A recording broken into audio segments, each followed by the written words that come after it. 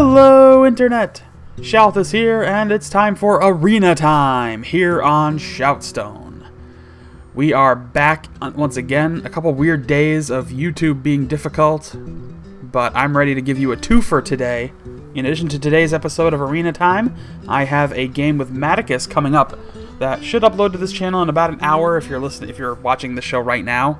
But if you're not, you'll see 2 episodes go up today because I'm being super generous and apologizing for the weird upload things that YouTube's been doing to me. Hopefully these both get up respective hours. But anyway, we're following Totalbiscuit through a run through the arena, so why am I still talking? Let's get down to business because it's time for action. It is Malfurion versus Uther. Totalbiscuit playing the part of Malfurion, the Druid. Tenenzel, right? Tenenzel, yes, that sounds good. Tenenzel playing the part of Uther, the Paladin. If you needed any further proof that I don't get to watch these games in advance, or I should say, that I don't watch these games in advance, just listen to how I try to pronounce some of these names. I botch them so badly. It's just what I do, apparently. So yeah, we are up to Game 6 here of Totalbiscuit's run through the arena. He is currently got 2 losses, so he's hesitant. He's on the edge right now. 3-2 so far in the arena, so he's got a long road ahead to go to Grandmaster level, at least in this run. But that's the funny thing about the arena, and it's really cool to watch, and that's why I love the arena probably more than any other mode in this game to cast. Because you never know what you're going to get. You genuinely don't, you know. You get typical synergy, you get typical builds when you're in constructed play or ranked play, and that's fine and all, and it's really good, and that's kind of, I guess, the core of any CCG, but Arena really seems to be where this game flourishes, and there's Mad Bomber at its finest. Probably the best possible outcome for Mad Bomber, to actually hit your opponent, or at least your opponent's minion, twice, instead of hitting you all 3 times, which I believe is what we saw last game. So yeah, Mad Bomber, the kind of AoE where you just don't care where you throw. It's like throwing knives in the air. That's what Mad Bomber's like. It's like standing in the middle of a crowded room and throwing knives in the air. They might fall on you, they might fall on your friends, they might fall on your enemies. You don't know. But he is still a pretty handy little minion at 3-2 to come out so early. But Totalbiscuit also drops a Loot Hoarder on the field, gives him a card draw when that minion dies, which is one of those things, and I love Loot Hoarder for the sense of it makes it like, it's only a 2-1 minion, so it's not like it's a huge dangerous threat, but it makes it that kind of minion that you don't really want to kill because you know it's going to give your opponent a card, but you also don't want to let it live because it's still 2 damage, and that can start to add up. I mean, granted, your opponent can trade out that minion for anything else at any time. Like, he could use that Loot Hoarder to take out the Argent Protector there if he wanted to. But it's up to Totalbiscuit and the moves he wants to make and the strategy he has. If he doesn't like his options, he can try and draw another one to see if he gets something better. But that's why I really like Loot Hoarder. I think it's a great card. Alright, so now it's a matter of deciding what move to make next. So he's got a few different attack options. He still has to pop that that Divine Shield, which he could do with his hero power if he really wanted to. I don't know if he'll want to throw the Mad Bomber at it. Well, he's going to play Cult Leader. He's going to throw Mad Bomber at it first to pop the shield. And then he's going to have to attack in with Mad Bomber and sacrifice it to take the minion out. But at least it gives him a couple card draws, so maybe that wasn't too bad of a play. He got the card draws off the minions dying and the card draw of Loot Hoarder dying. So a lot of cards, a lot of options in his hand now for this next turn. Now Tenzenel will take the minion out in an even trade, just to prevent the Cult Master from doing anything else. Or Cult Leader. Is Cult Leader or Cult Master? Either way, it means the same damn thing, right? We know what it does. That's all that matters. Pint-sized summoner and a Silverhand recruit now on the field. Summoner probably not something that TB is going to want to live for very long. So we'll play Elven Archer and pop his hero power to take it out of play. Good move there. Get that thing out of harm's way now. Argent Squire will be played. Yes, there we go. Argent Squire, a really nice one-drop card. 1/1 with a Divine Shield. So it requires a lot of effort to take that card out of play. And it gives you a lot of options for when you decide to actually attack with it. And of course, any buff abilities or anything like that make it even more fun to build upon if you have it in your deck. So right about the 5-drop now.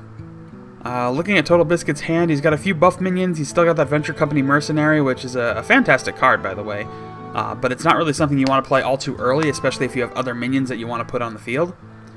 You know, playing a minion like that early is great because you get a really strong minion up front, and it's great for a spell-heavy deck. But when you put it out there, if you play it early, you can't really back it up with much unless you've already put it out there. Alright, Dark Iron Dwarf and a Fairy Dragon now on the field. So some serious damage staring TB in the face right now. And losing is not an option in this game, else it will spell the end of his arena run. So I don't think we want to see that. But we'll have to see kind of what options he wants to play. He does still have Hogger, and that would give him a minion with Taunt in the Knoll. He could drop that, but that would take up all his whole turn. Not really much else for options. Could play the Gnomish Engineer, which will give him another card draw. He's going to pop his hero power instead. He's going to tag team to take out that Fairy Dragon. Pretty good play there. Sacrifice the Divine Shield on that 1/1 minion. Take a few points of damage on his hero. But no big deal. It's still really early. That amount of health really doesn't matter. And backing up with a Loot Hoarder again. So now the decision really is going to come down to Tanzanel if he wants to attack into the hero with his Dark Iron Dwarf or take something out of play. Scarlet Crusader, however, will be a nice bit of backup with that Divine Shield. Looks like he's going to take out the Loot Hoarder. He will. Alright, so that'll give TB a card draw. Always a kind of risky play to deliberately give your opponent a card draw. You never know what you're going to give them, and if it could spell the end of your game. But sometimes you have to take out the minions that are going to be conceivably a reasonable threat. So the big thing right now that Scarlet Crusader is still shielded, so it would make a good threat, or a good trade with the little Argent minion there, but not going to do that. Or is he? Yeah, he is actually going to pop the shield with that, so at least the Divine Shield is gone. Sacrifice his little 1/1 minion, which has served its purpose. And now, Druid of the Claw in bear form is out on the field to serve as a bit of protection. So, what our Paladin player has to look at now is, I mean, he certainly has enough if he does an even minion trade, or just a minion trade here. But he'd have to play both of his minions if he doesn't have any other spells in his hand. Looks like he's got a Blessing of Might, that little guy, and do an even trade there. And that'll allow him to do another quick 4 points of damage with the Dark Iron Dwarf. So health, still not a considerable option, but it's starting to get into levels of concern. I would say by the time your health hits 15, the green go light starts to turn yellow. And you have to start playing a little bit differently when you reach that point, and a little more conservatively. You know, unless your deck is still constructed around, you know, really balls out type play. Alright, so now that Dark Iron Dwarf is staring a Knoll dead in the face, if he kills it, which he can, it will be the end of that dwarf as well. Which will leave a nice open path for Hogger to start tearing stuff apart. lots of minions options for TB. I know I've commented on this before, but it is a really minion-heavy deck that TB is running with right now. I mean, that's typical of Druids. There's not a ton of Druid spells, at least not like, you know, a Mage deck or a Warlock deck, for example, but this one is particularly minion-heavy. Which is where kind of that Venture Company Mercenary, while a great card, becomes a little risky. Unless, you know, you've already got stuff on the field to support it. Alright, Aldor Peacekeeper, going to basically neuter Hogger. And a Flesh-Eating Ghoul to make this trade a little beneficial. So that's going to give him a couple points of damage on that Ghoul. And quickly pop in his hero power to pass the turn. So some pretty good play there. He does take out that minion with Taunt. It will respawn, so there will be another one on the next go-round. Hogger now basically going to act as a Taunt minion battery. Really. Hogger's the kind of card that if you could, like, conceal it, or, you know, or anything like that, give it some form of stealth, it would be incredibly beneficial to just sort of sit there and produce Taunt minions every turn. I mean, I know the conceal expires after one play, but still. Alright. It's decision time. The only thing you can take out is that the little guy, the Silverhand Recruit. But it's about that time to start throwing some stuff with some weight behind it out on that field.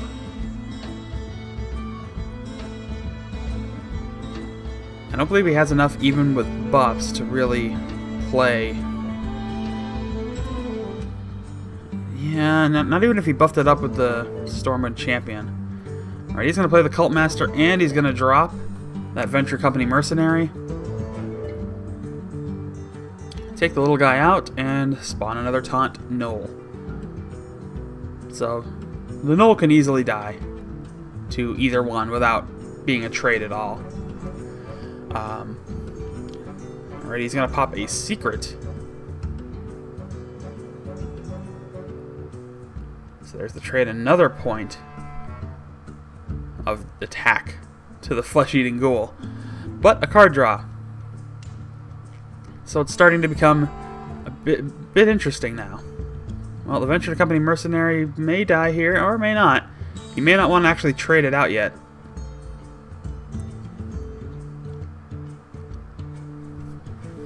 Yeah, he's kind of deciding between Hogger or the Mercenary, and he's going to choose Hogger,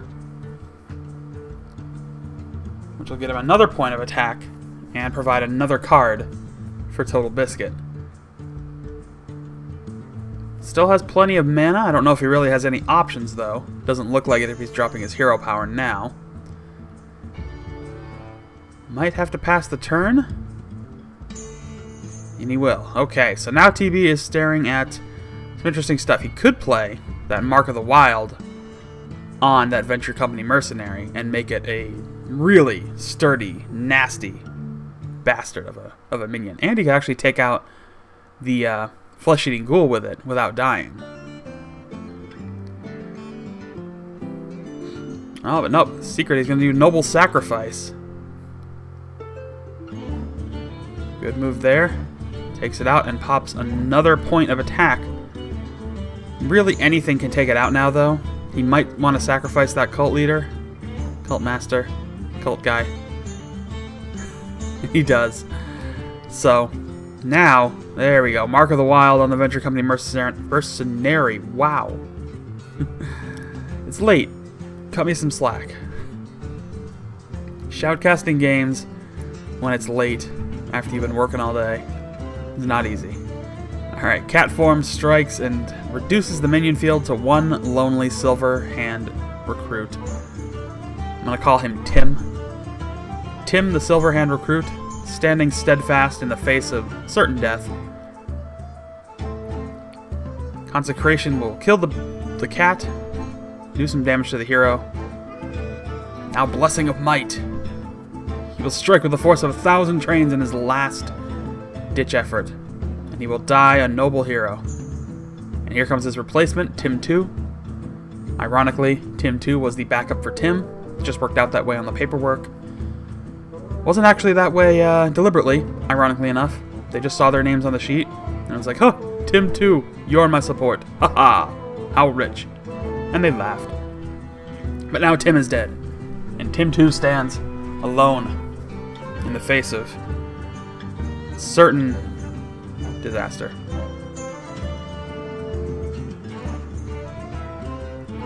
Now, a little bit of a mistake on TV's part, getting additional mana crystals when he had all of his mana crystals. But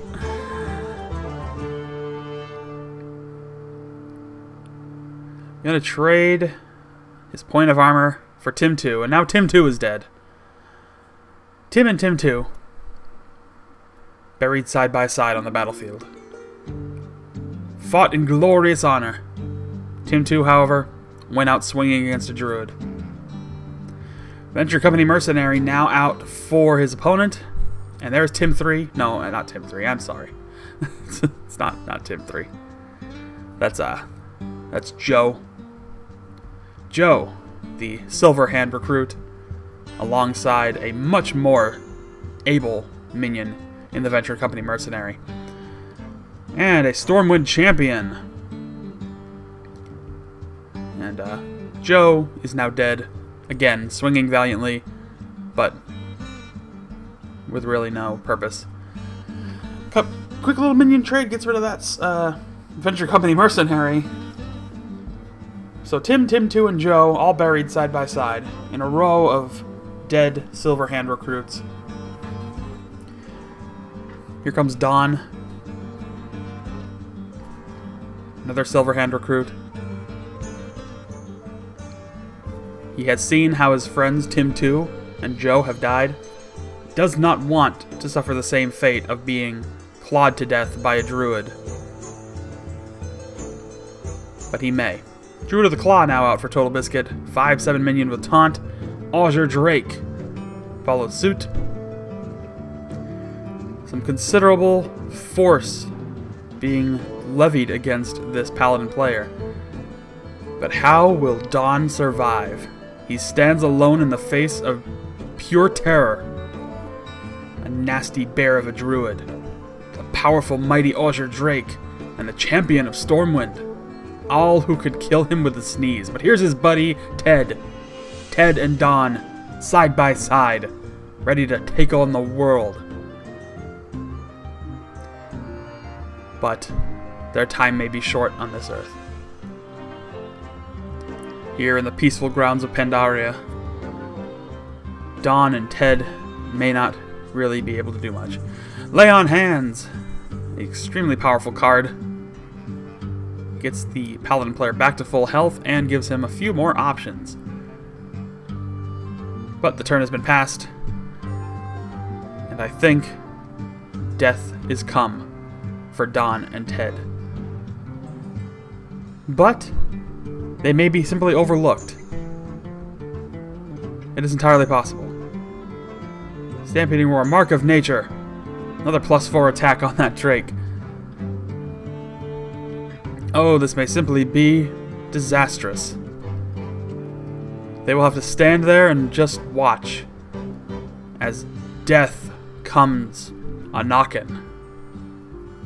2 health left for the Paladin player after a huge play there. Stampeding Roar, buffs up the butt, all sorts of things. Don and Ted just don't really know what they're going to be able to do here. They're just sort of standing and watching as all of the damage flies overhead. But as far as Tenzanel goes, the damage he has to deal is basically he has to take out everything on the other side of the field, or he's done. And I mean quite literally everything. If any single one of those minions survive, Tenzanel's run is over.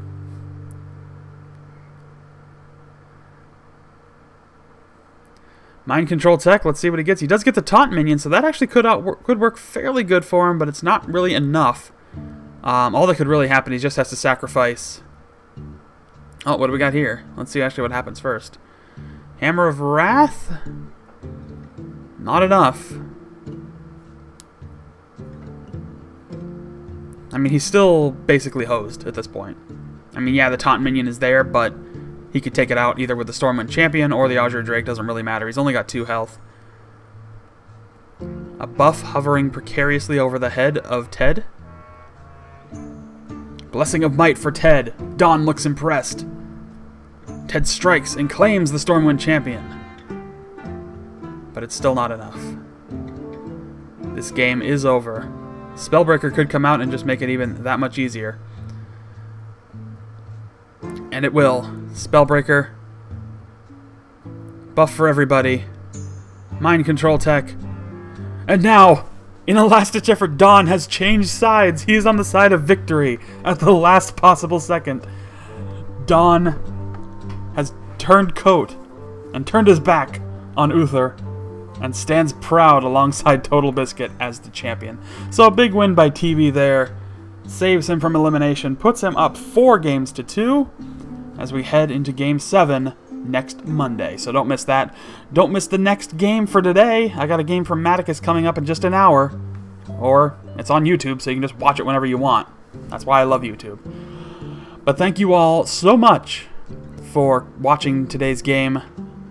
And don't forget, you can subscribe for daily Hearthstone updates. You can find me on Facebook and Twitter. Links are in the description below. And that's all. So thank you again, and I will see you all next time.